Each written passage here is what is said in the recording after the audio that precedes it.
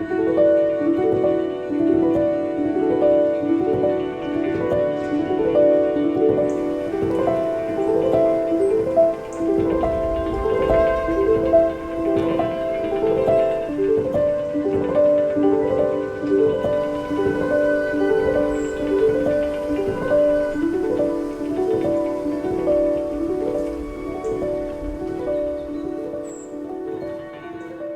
morning and welcome to the Lost Gardens of Heligan.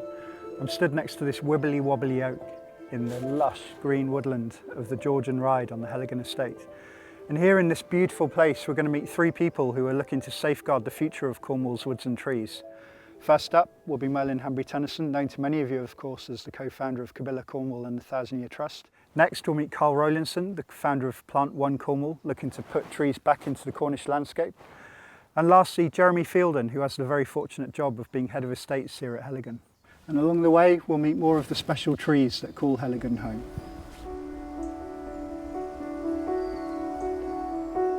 My name is Merlin Hanbury-Tenison. I'm the founder of a charity called the 1000-Year Trust, which is the only charity in the UK dedicated to the restoration and expansion of our Atlantic temperate rainforests. I'm also the co-founder with my wife of a business on Bodmin Moor called Cabilla Cornwall, which brings people into a temperate rainforest for their personal well-being and healing.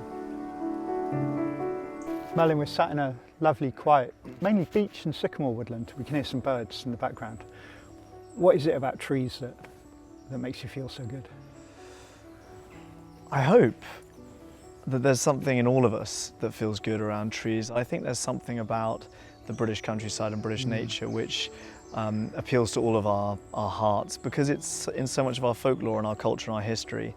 When we see these trees, especially ancient trees and older trees that we know are extremely old, I think it makes us feel part of something much bigger than ourselves. I can feel that you love all trees, but do you love any more than others? I do. Where's your favourite tree? Our Atlantic temperate rainforests, which really for me are a habitat of such high importance. They are one of our greatest carbon sequestering habitats. They're also one of our greatest biodiversity arcs. And I think most importantly, they are the greatest resource that we have for the mental health and well-being of people in the UK at a time that we're living through a mental health pandemic and an obesity pandemic, both of which can be helped by having access to real wilderness. The species we see in these temperate rainforests, the paramount tree is the oak, the Celtic oak, and there is a huge beauty to that as a species. All trees bring benefit, but all in a slightly different way on the spectrum, and it's hard to beat the oak. A single oak tree, they can live for 1,000 years, which is very long-lived. They also hold a lot of biodiversity amongst their canopies. Up to 600 species, over 600 species can live on a single oak tree. They are cities. They are not single organisms. They are communities thriving up in the canopy. Our original restoration program at Cabilla was called the 1000-Year Project. We've now re-established 100,000 rainforest trees at Cabilla, and we're setting that in motion to be a multi-generational restoration program. And it was after doing that, where we've tripled the size of the Cabilla rainforest, that I founded the 1000-Year Trust, which is Britain's only rainforest charity. It's the only charity with temperate rainforests in its charitable purpose, to try and triple the amount of rainforest across the UK within our lifetime. So 1,000 years in the future, what will Cornwall look like? Well, I hope there'll be a lot more rainforest. I also hope there'll be just as many people. Nature restoration should be something that humans are very much a part of. We in Britain are a rainforest nation. Our responsibility is to pass the baton of ecosystem health to the next generation in a slightly better state, and for every generation to do that for the next 20, 50 generations. And then we'll get to the place where we've undone the sins of the past and created a healthy ecological future.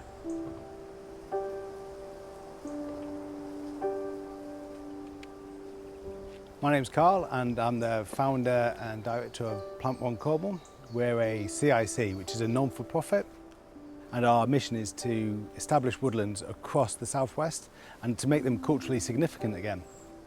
Hi Carl, it's good to chat with you on this log. We're sat on, I think they're probably some oaks, are they?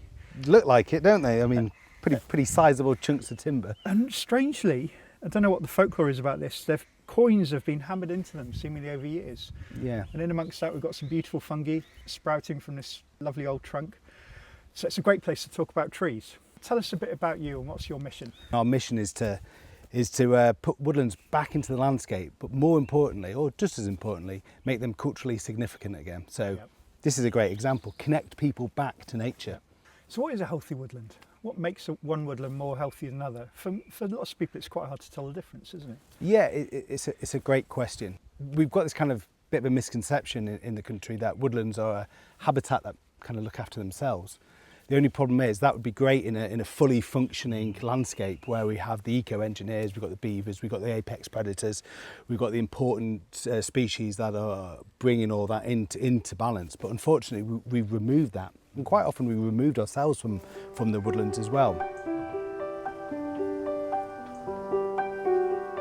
What we're looking for in woodlands is biodiversity, and there's only one thing that creates biodiversity, and that's the sunlight. So what we've got to do is we've got to open these canopies up and let the light come in, and that's going to then spur on all these lichens and all these other layers that we have within a healthy functioning woodland, and then we're going to get these beautiful biodiverse woodlands back into our landscape. That's a really lovely explanation of a quite difficult topic, because to open up a woodland you've got to cut down a tree. Yeah. We need to mimic what some of these eco-engineers were doing within our landscape, and that means pulling over trees, recreating wind throw, snapping branches out. Those dead timber, those wounds on trees then create habitat for our invertebrates that then bring back in the bird species and the mammals. So yeah, what we're trying to do is work with landowners, work with businesses, work with charities, work with organisations to restore and put those woodlands back into our landscape. How easy or how possible is it to restore this heritage, this rainforest heritage? The aim of Plant One is to establish 3,000 hectares of woodland, and that's a 10% increase on the existing 8% that we've got here. It's doable. You know, it really is doable. After the First World War, our woodland cover was right down to 2%. We absolutely decimated our woodland cover, and now it's at 8%. We've done 6%, you know, over 100 odd years. So we can do it again. Also, never forgetting the other woodland habitats that we have. You know, the humble hedgerow is a really important feature of our landscape. Yeah. We can work with landowners and we can work with farmers to make trees and woods part of the landscape. And we've got a great opportunity to do that here in Cornwall.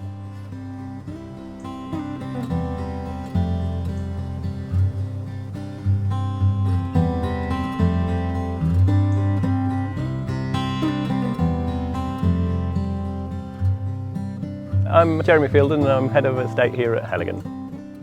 Hi Jeremy, great to chat with you on this spot. We're looking out over what appears to be a hay meadow.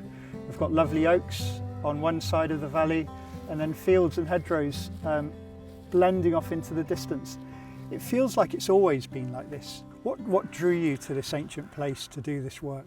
So to begin with, it was just the variety of what was here, the habitat that we've got. We've got Carl woodland down in the valley there, we've got these lovely meadow pastures, we've got the lovely woodland, and then sort of also you're planning for the next 200, 500 years, which is a really special position to be in. We can see some beautiful trees, some clearly really old trees. What's your approach to looking after these wonderful beings? To just maintain them as best we can, but also planning for the future as well. We've got some amazing turkey oaks in the sort of the planted garden areas. However, they're coming to the end of their life, and also some of the areas have reached climatic state where we've got really established beech and oaks, but not much else underneath. So looking to get much species diversity through there, different canopy sort of levels in there, and also light levels as well, because once they actually crowd out the sunlight from down on the forest floor, very few sort of species can do very well there. So it'd be nice to get that variety and sort of mosaic habitat in there as well. So if we come back to this fence, let's say 40 years time, we're a little bit older and greyer, what would be the view that we'd be looking out across? There's talk of planting some more trees up on the horizon there, so there might be a little bit more woodland, which I'd like to establish. Leaving the fallen deadwood there, because it's so important. 80% of the species that live on a tree actually live on the deadwood, not the living wood. We've been looking to plant some disease-resistant elms. They would have been all across the estate, but with Dutch elm disease wiping them out, we don't see any of them. So we've planted 50 of those that were developed at the University of Madrid and Dutch elm disease resistant, and looking to have them as standard trees in the woodlands and in the hedgerow there. Well, thanks so much for chatting to us today, Jeremy. I really hope that we do come back here in a few years' time and look out across this vision.